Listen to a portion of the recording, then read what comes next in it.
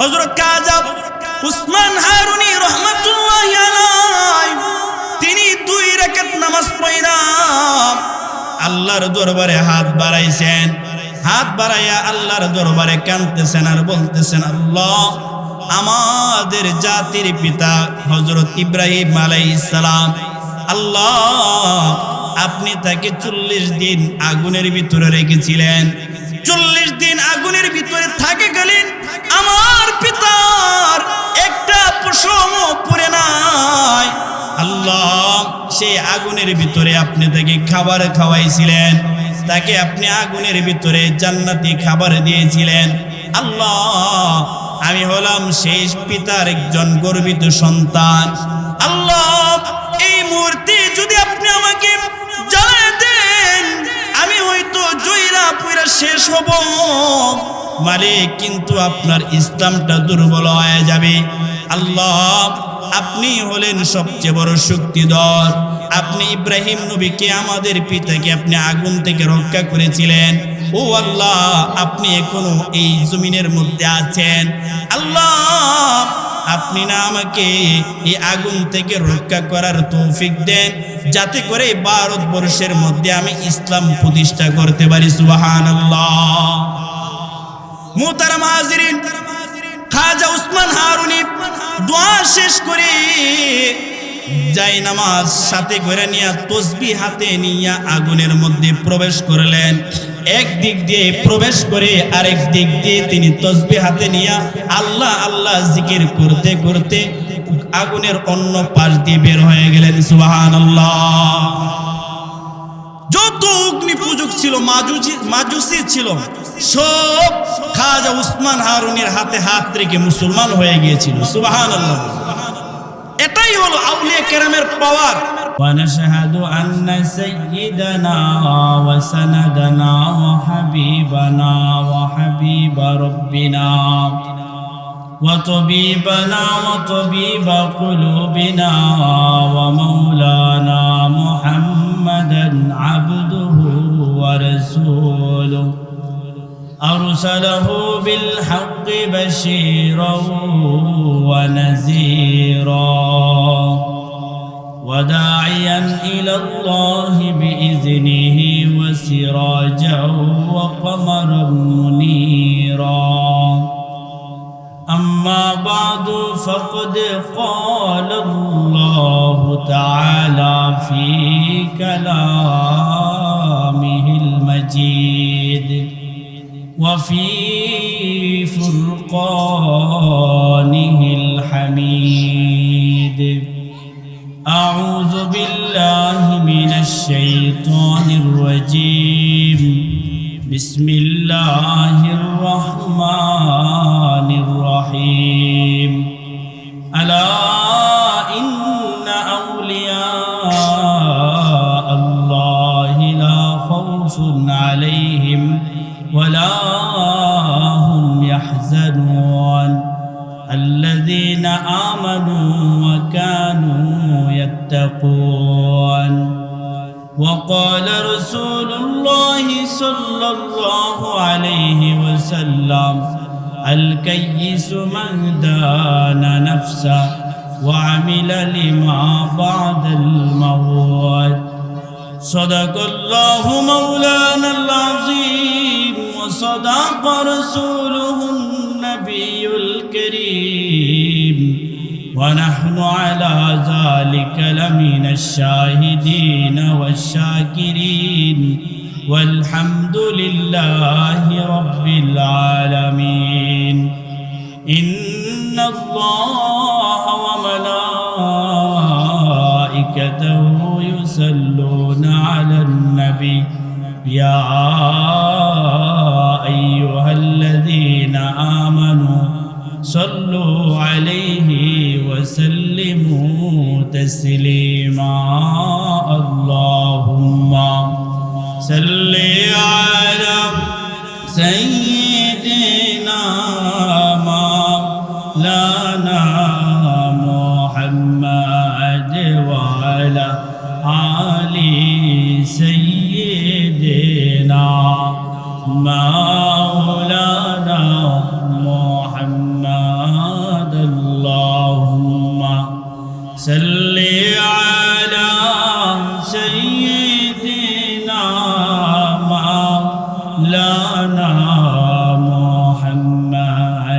وعلى آل سيدنا مولانا لا إله إلا الله لا إله إلا الله لا إله إلا الله لا إله إلا الله لا إله إلا الله خودی کا سر نہا لا إله إلا الله لا إله إلا الله لا إله إلا الله لا إله حسبي ربي جل الله ما في قلبي غير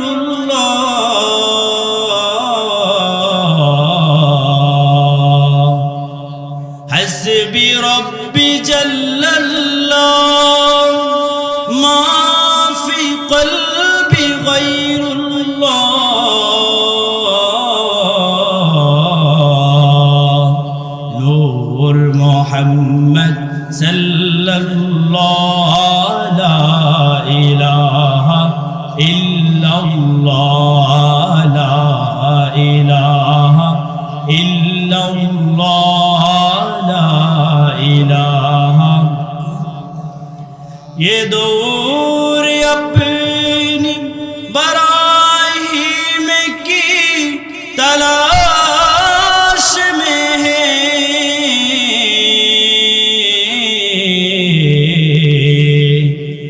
ये दूर अपनी बराहीम की तलाश में है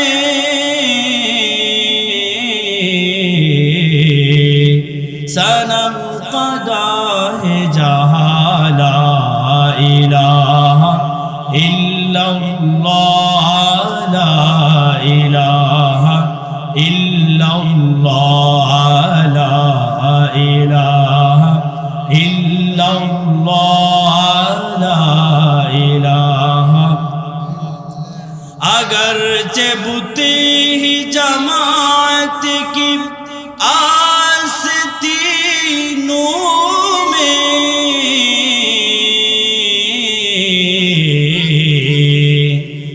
अगरचे बुते ही जमात की आस्तीनों में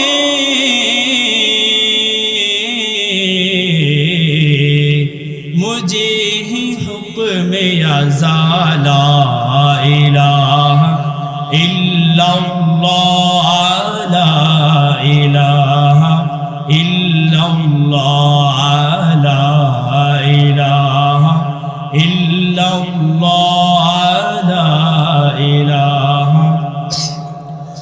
बलग العلا بكماله كشف الدجى بجماله حسنت جميع خصاله صلوا عليه وآله عشق محبوب खुदा जिस दिल में हासिल नहीं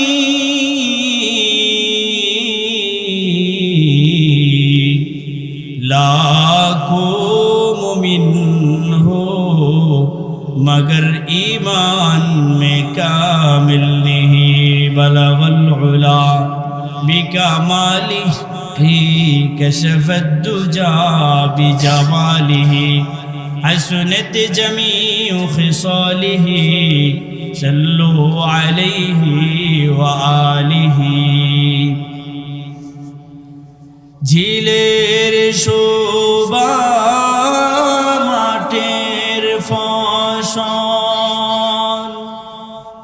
নদীর কলতান বনের আদর মায়ের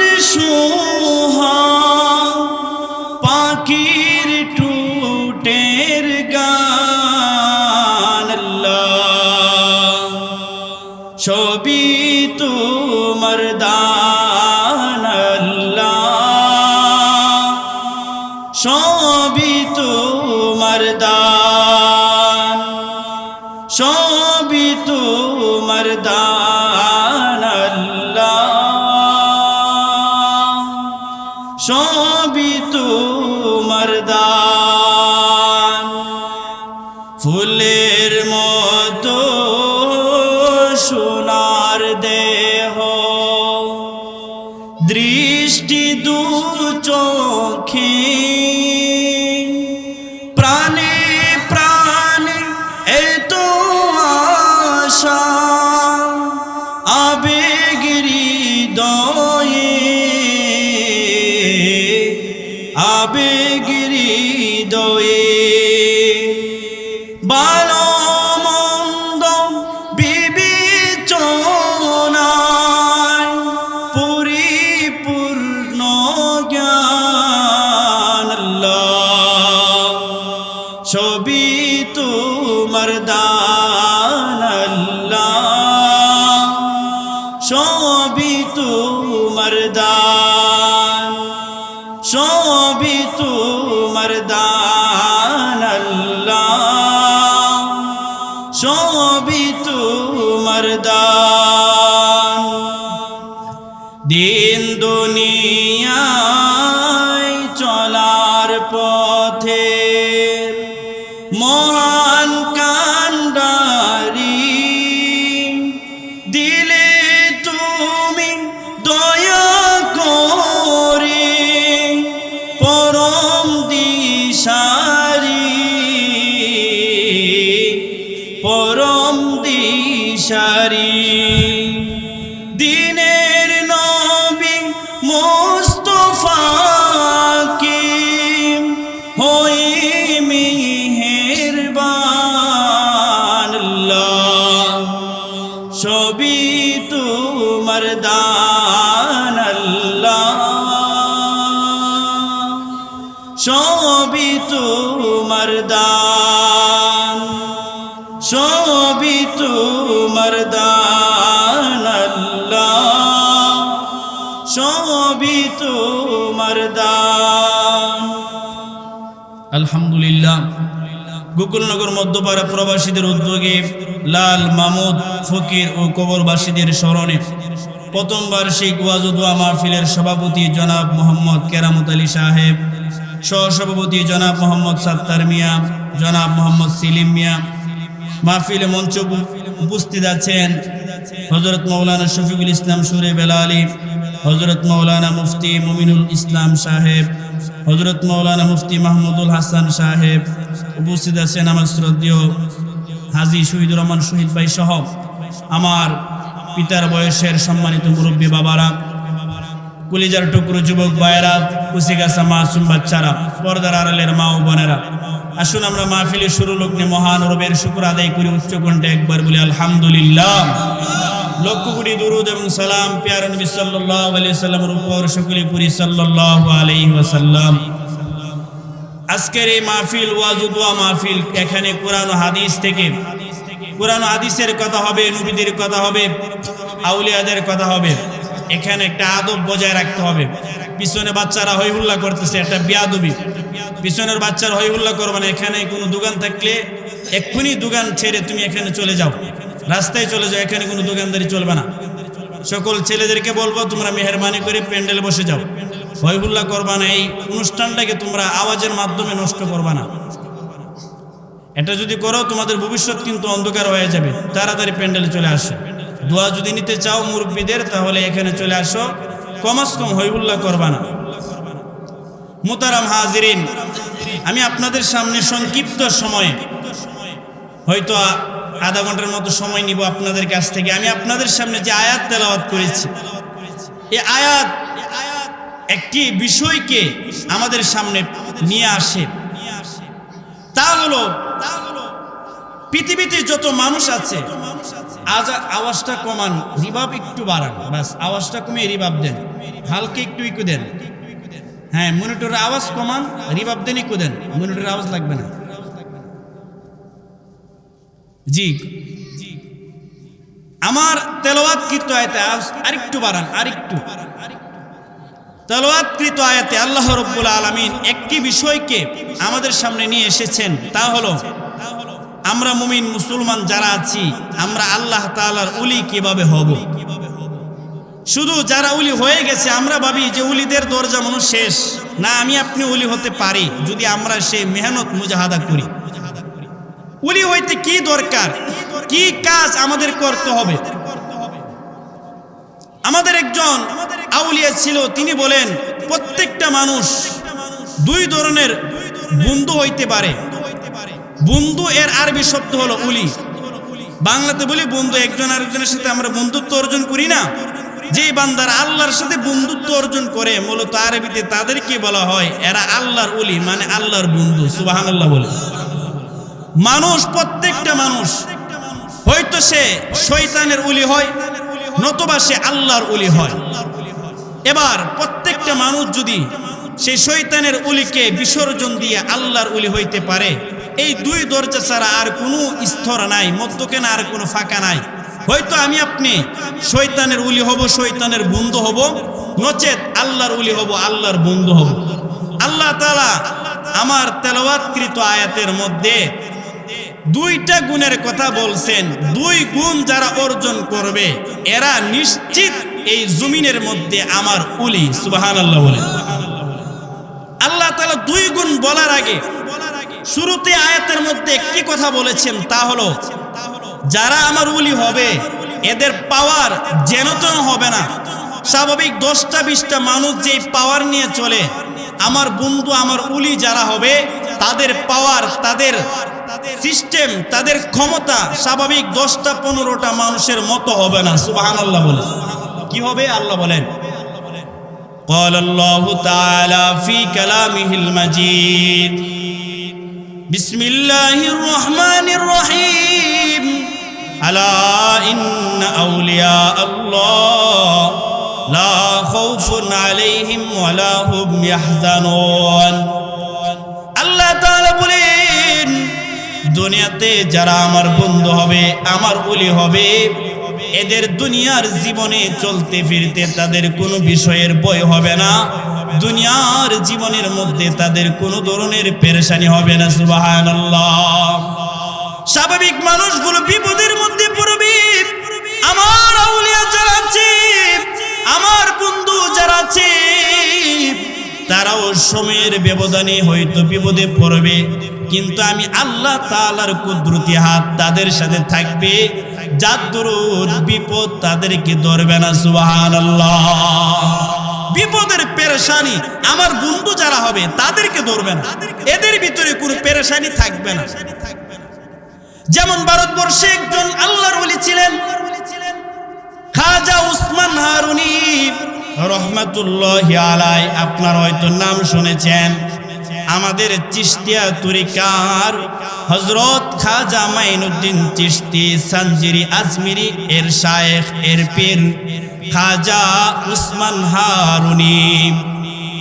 উসমান হারুনি রহমাতুল্লাহি আলাইহি একদিন রাস্তা দিয়ে যাইতেছেন, রাস্তা দিয়ে চলা অবস্থায় দেখেন কিছু সংখ্যক মানুষ আগুনের পূজা করতেছে।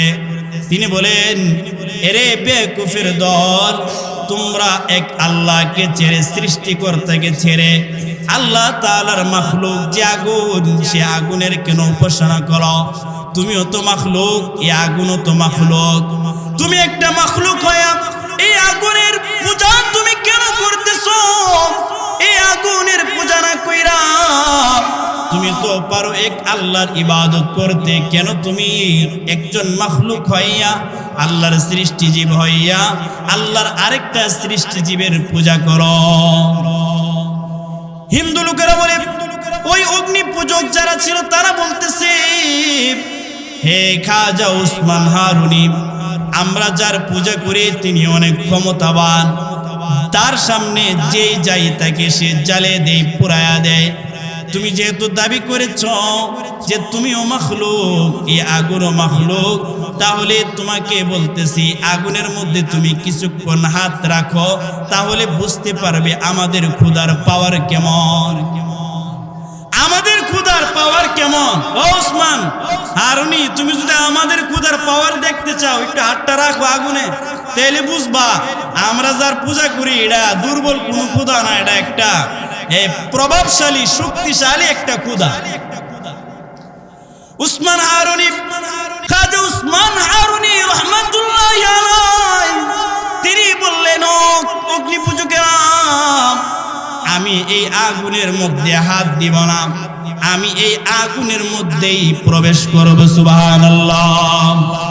তার আগে আমার একটা শর্ত, আমি এই মুহূর্তে উযু বানাইব, উযু বানাইয়া 2 রাকাত নামাজ পড়ব। খাজা উসমান হারুনি রহমাতুল্লাহি আলাইহি, খাজা উসমান হারুনি রহমাতুল্লাহি আলাইহি তিনি উজুর পানি দিয়া উযু করলেন। তারপরে নিজের রুমালটা জমিনের মধ্যে বিছায়া 2 রাকাত নামাজ পড়লেন। নামাজ শেষে আল্লাহর ওলি যারা তার আল্লাহ থেকে জুদা না, তারা আল্লাহ তাআলার কাছ থেকে সবগুলো জিনিস হাতে নেয়। যতগুলো তারা কারামত দেখায়, সবগুলো কারামত আল্লাহ তাআলার পক্ষ থেকে তারা চেয়ে নিয়ে আসে। নিজের শক্তি বলে তারা কারামত দেখায় না। হযরত খাজা উসমান হারুনি রহমাতুল্লাহি আলাইহি তিনি 2 রাকাত নামাজ পড়া আল্লাহর দরবারে হাত বাড়াইছেন। হাত বাড়াইয়া আল্লাহর দরবারে কাঁদতেছেন আর বলতেছেন, আল্লাহ, আমাদের জাতির পিতা হযরত ইব্রাহিম আলাইহিস সালাম, আল্লাহ আপনি তাকে 40 দিন আগুনের ভিতরে রেখেছিলেন। 40 দিন আগুনের ভিতরে থাকে গেলেন, আমার পিতার একটা পশমও পুড়ে নাই।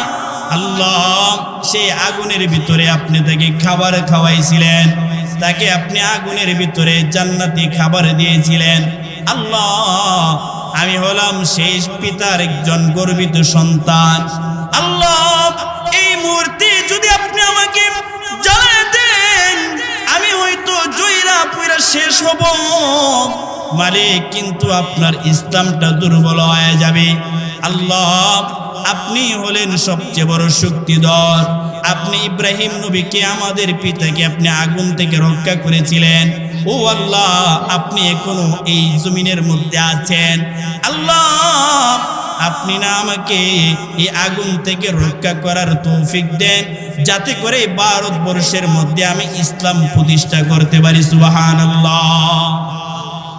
মুহতারাম হাজিরিন, খাজা উসমান হারুনি দোয়া শেষ করে যাই নামাজ সাথে করে নিয়ে তসবিহ হাতে নিয়ে আগুনের মধ্যে প্রবেশ করলেন।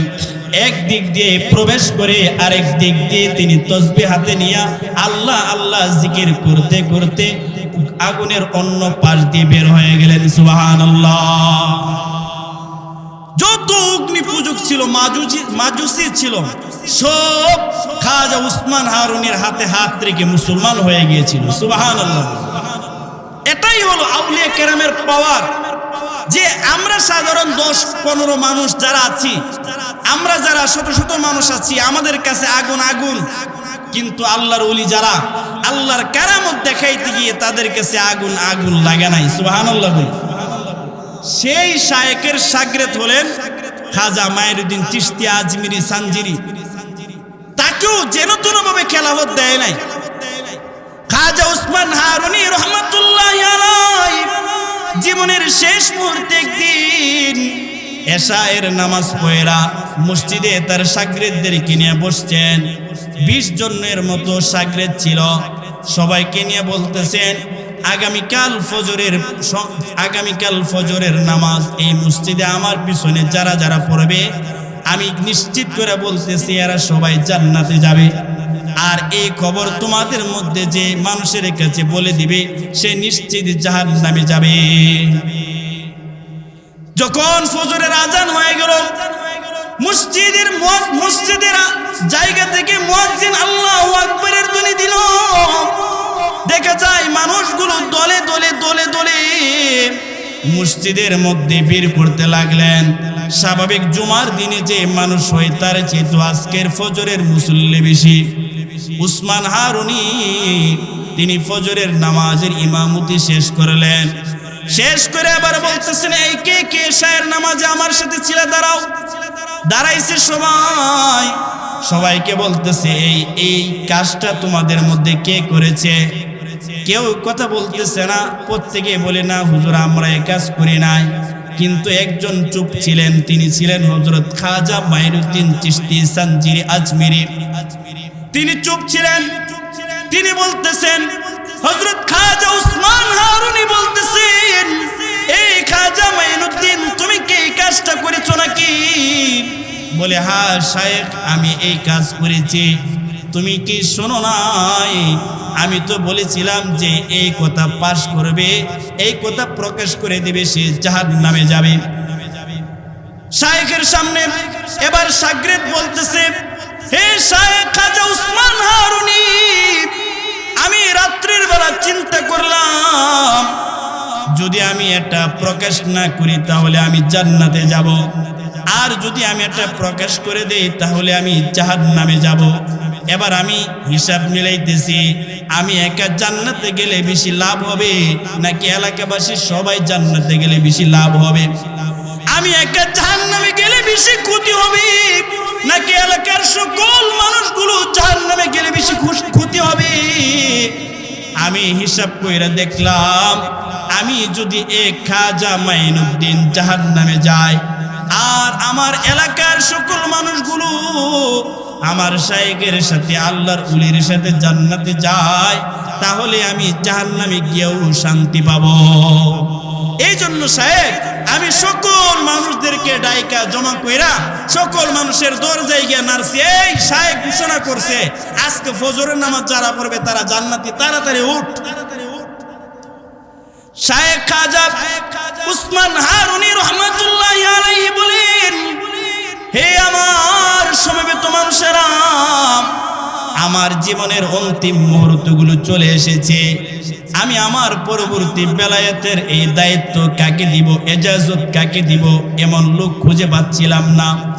আমি এমন একজন মানুষ তালাশ করতেছিলাম যে নিজের চিন্তা করবে না, বরং মানুষদেরকে জাহান্নাম থেকে বাঁচানোর চিন্তা করবে। এই জন্য পরীক্ষামূলক আমি এমন একটা কথা বলেছিলাম, আমি আমার লোক পেয়ে গেছি, যাও সকলের সামনে আজকে আমি আমার পরবর্তী খলিফা নিযুক্ত করলাম খাজা মাইনুদ্দিন চিশতি সানজিরি আজমিরি রহমাতুল্লাহ আলাইহি। সুবহানাল্লাহ বলে। তিনি ছিলেন এমন এক শায়েখের এমন এক ওলি। একদিন খাজা মাইনুদ্দিন চিশতি সানজিরি আজমিরি রহমাতুল্লাহ আলাইহি খুশি মনে বাড়িতে আসছেন। আসার পরে মা বলতেছে, বাবা আজকে তোমাকে বড় খুশি খুশি লাগতেছে। বলে, মা খুশি লাগবে না, আজকে আমার হাতে হাত রেখে লক্ষ লক্ষ বেঈমান কালিমা পড়ে মুসলমান হয়েছে। সুবহানাল্লাহ বলে। মা বলে, এ মাইনুদ্দিন চিশতি, আজ যে তোমার হাতে হাত রেখে মানুষগুলো মুসলমান হয়েছে, এটা কিন্তু তোমার কোনো কর্তৃত্ব না, মূলত এর কর্তৃত্ব হলো আমার। জানুনি, আমি যদি ছোট্টবেলায় তুমি যখন আমার পেটে ছিলে, আমি যদি পরহেজগার ভাবে না চলতাম, তুমি আজকে খাজা মাইনুদ্দিন চিশতি হতে না। হে মাইনুদ্দিন চিশতি, তুমি যখন আমার পেটে ছিলে, আমি প্রত্যেক দিন কোরআনে কারীমের খতম করতাম। একদিনও নফল নামাজ ছাড়ি নাই, ফরজ নামাজ ছাড়ি নাই, একদিনও কালামুল্লাহ তেলাওয়াত ছাড়ি নাই, তাহাজ্জুদ নামাজ ছাড়ি নাই। হে খাজা মাইনুদ্দিন চিশতি, তুমি যখন ভূমিষ্ঠ হইলে, তোমাকে আমি একদিনের জন্য ওযুবিহীন তোমাকে দুধ পান করাই নাই। সুবহানাল্লাহ বলেন। আজকে আমাদের মায়েদের অবস্থা কি? আজকে আমরা বাপ মা যারা আছে, আমরা যে আমাদের সন্তানটা আদর্শবান সন্তান হোক, অথচ আমি নিজে আদর্শবান না। নিজে একটা চোর, সন্তানকে চায় ভালো একটা মানুষ বানাইতে। এক চোরা সারাদিন চুরি করে, একদিন এক মুরগি চুরি করছে। কইরা বিবির সাবরি নিয়ে বলতেছে, বিবি তাড়াতাড়ি একটা নাইন্দা দাও, রান্না করে দাও, এইটার তাড়াতাড়ি খাইয়া তারপর আরেকটা চুরির মিশনে যাবো। তো স্ত্রী এটার জব কইরা এবার ওই গুস্ত বানাইতে দেরি করতেছে। স্বামী বেচারা বলে, আরে এত দেরি করতেছে কেন? তখন স্ত্রী বলতেছে, আরে স্বামী, এই মুরগির মধ্যে হারাম রোগগুলো আছে, হারাম রোগগুলো আমি বাইর কইরা দিতেছি, যাতে করে মুরগির হারাম রোগগুলো বাইর হয়ে যায়, হালালটা থাইকা যা, হালালটা যেন খাইতারি। বুঝে না, চুরির মাল হারাম মালাই না, আবার হারাম লোক বাইর করে। যুগের মানুষ আমরা। মুরগিটা যে আনছে হালাল না হারাম, গুড়াড়োই হারাম, হারামটাই না এবার কি বাদ দে, হালাল এই হারামটারে বাদ দিতেছে। আজকে আমরার অবস্থা হইলে এরকম যে হারাম প্রতি ইনকাম কইরা হুতাই লাইতেছি, তারপরে হুজুর 100 টাকা দিলাম, নেন একটু দোয়া করেন। আবার এমনও ভাবি লেগেছে টিয়াও দেয় না হুজুর, এমনি দোয়া আছে। কথা কোন ঠিক কিনা? টিয়াটো মাঝে মধ্যে দিয়ে। বলার উদ্দেশ্য হলো যে আজকে আমাদের অভিভাবক যারা আছি, মা বাবা যারা আছি, তারা আমরা ঠিক না, এর জন্য আমাদের সন্তানগুলো ঠিক হচ্ছে না। আমরা যদি ঠিক হইতাম, আমাদের এক একটা সন্তান আল্লাহর ওলি নিয়ে, আল্লাহর ওলি হইয়া এই পৃথিবীতে জন্মগ্রহণ করতো। ঠিক কিনা বলে? যেমন খাজা মাইনুদ্দিন চিশতি সানজিরি আজমিরি রহমতুল্লাহ আলাই মায়ের পেট থেকে বেলায়েতের মর্তবা নিয়ে এই পৃথিবীতে এসেছিলেন। সুবহানাল্লাহ বলি। কেন?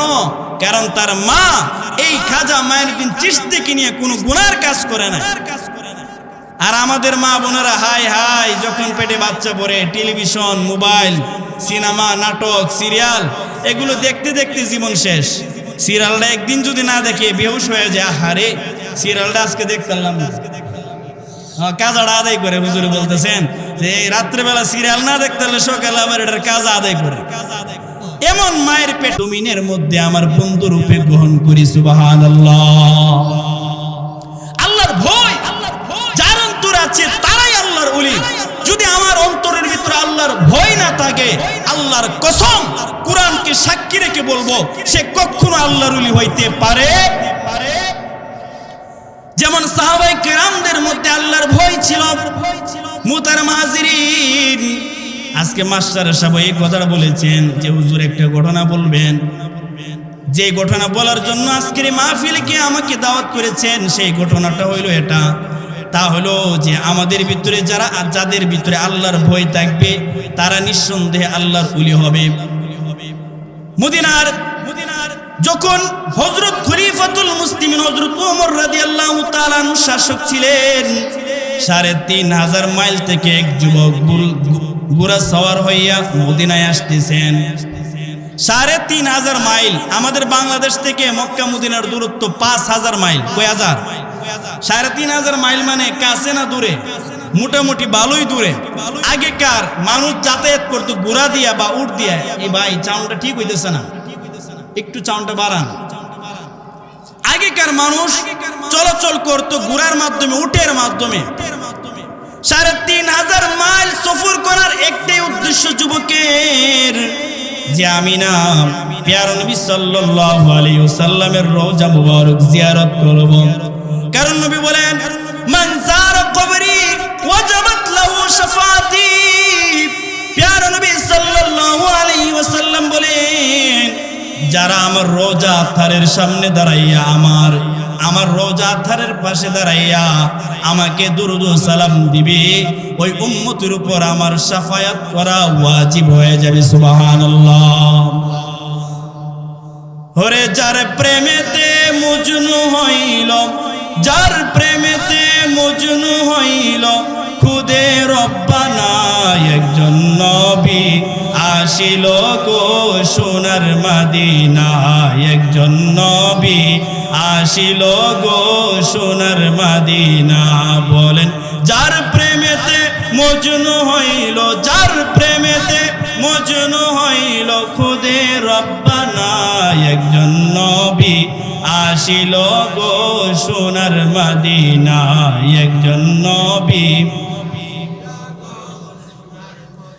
যাহারা গো মনের তরে কাবা ঝুঁকে সেজদা করে, যাহারা গো মনের তরে কাবা ঝুঁকে সেজদা করে, তিনি আমার মায়ার নবী শাহে মদিনা। হায় হায়, তিনি আমার মায়ার নবী শাহে মদিনা। একজন নবী আসিল গো সোনার মদিনা। একজন নবী আসিল গো সোনার মদিনা। ওই যুবক ৩৫০০ মাইল সফর করেছি শুধু আমার নবীর রওজা মুবারক জিয়ারত করবে বলি।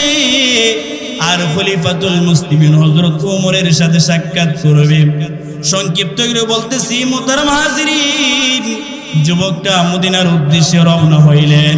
মদিনার ত্রিভুবনে প্রবেশ করা মাত্রই এই খেজুর গাছের নিচে এই যুবকটা একটু বিশ্রাম নিলেন। পাশে তার উটটা একটা খেজুর গাছের মধ্যে বাইধা রাখলেন।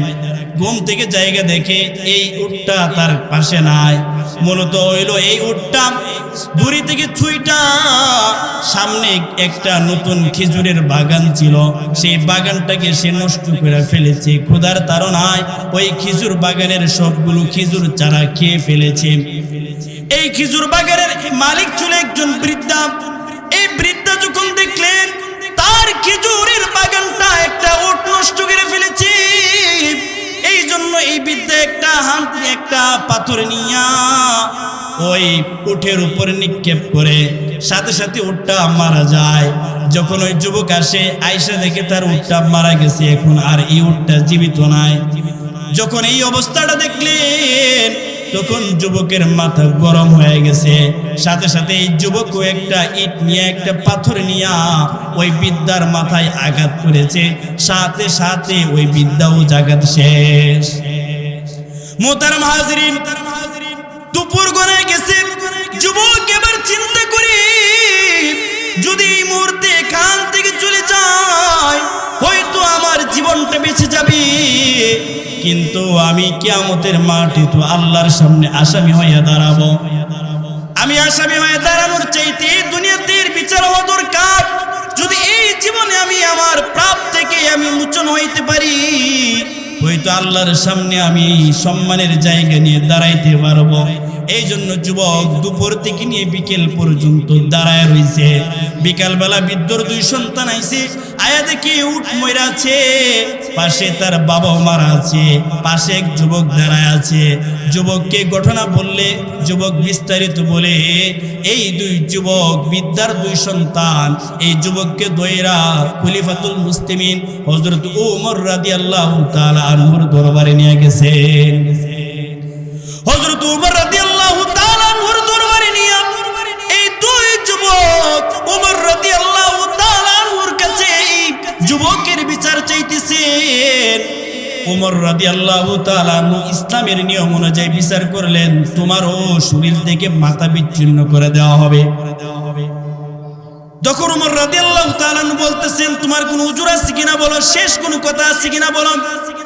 এই যুবক বলে, হে খলিফাতুল মুসলিমিন হযরত ওমর, আমার জীবনের একটা শেষ ইচ্ছে ছিল আমি যেন আপনাকে এই চর্মচক্ষে দেখতে পারি, কিন্তু দেখেন আমার কি সৌভাগ্য, আজকে আপনাকে আমি দেখতেছি, কিন্তু আপনি হলেন আমার হাকিম আর আমি হলাম আপনার দরবারের একজন আসামি।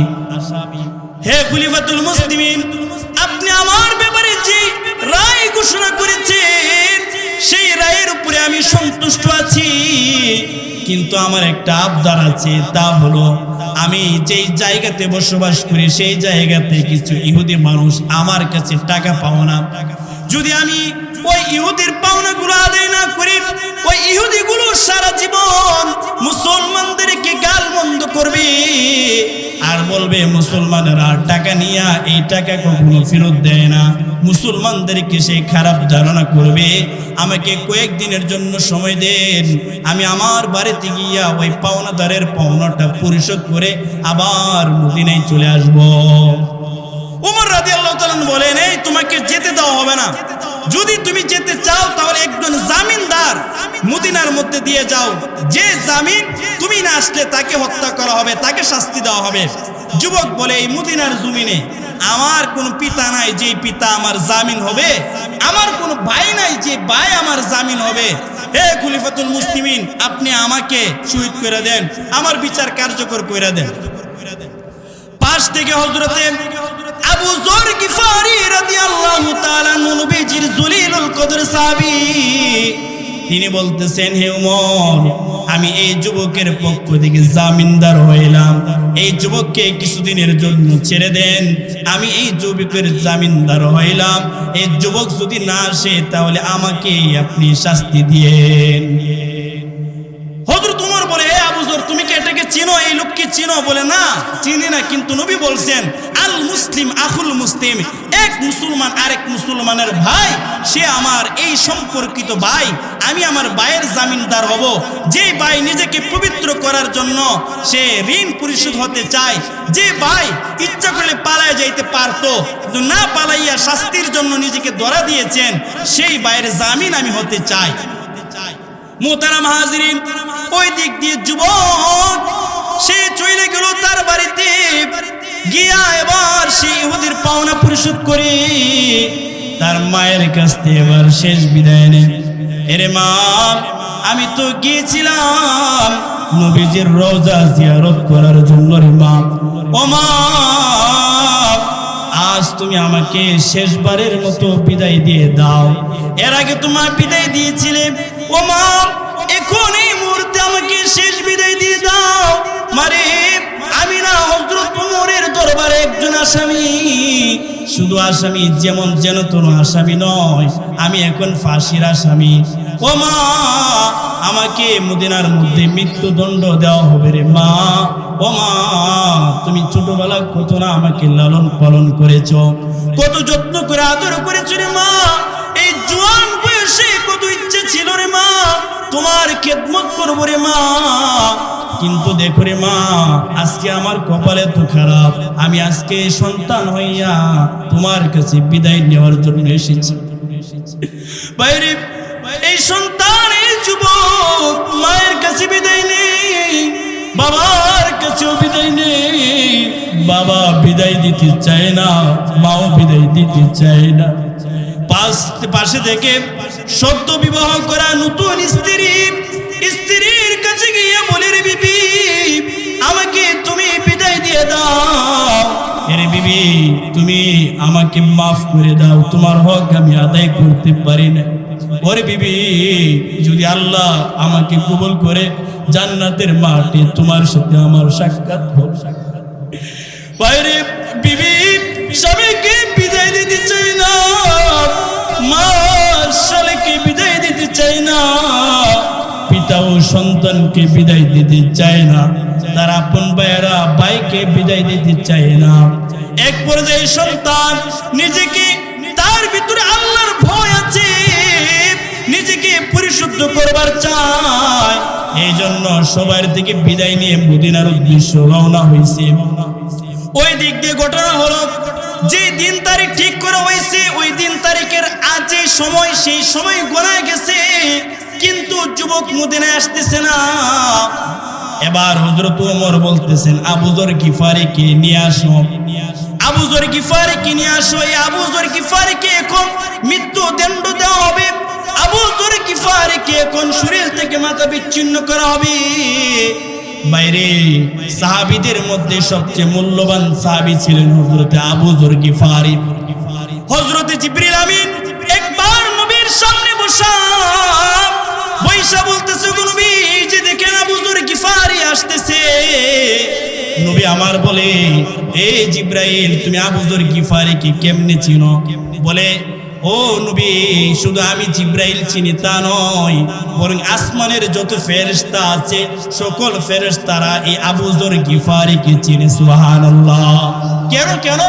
বলে, আবু যর গিফারির মধ্যে দুইটা গুণ রয়েছে নবী। এক নাম্বার গুণ, আবু যর গিফারি নিজেকে তাহকির, ছোট মনে করে, নিজেকে নিজে ছোট মনে করে। দুই নাম্বার আবু যরের গুণ হলো, আবু যর বেশি বেশি কুল হুয়াল্লাহ সূরাটা পড়ে। সুবহানাল্লাহ বলেন, বেশি বেশি কুল হুয়াল্লাহ সূরা পড়ে। এই দুই গুণ থাকার কারণে শুধু আমি জিবরাইল নয়, আসমানের সকল ফেরেশতারা হযরত আবু যর গিফারিকে চিনে। সুবহানাল্লাহ।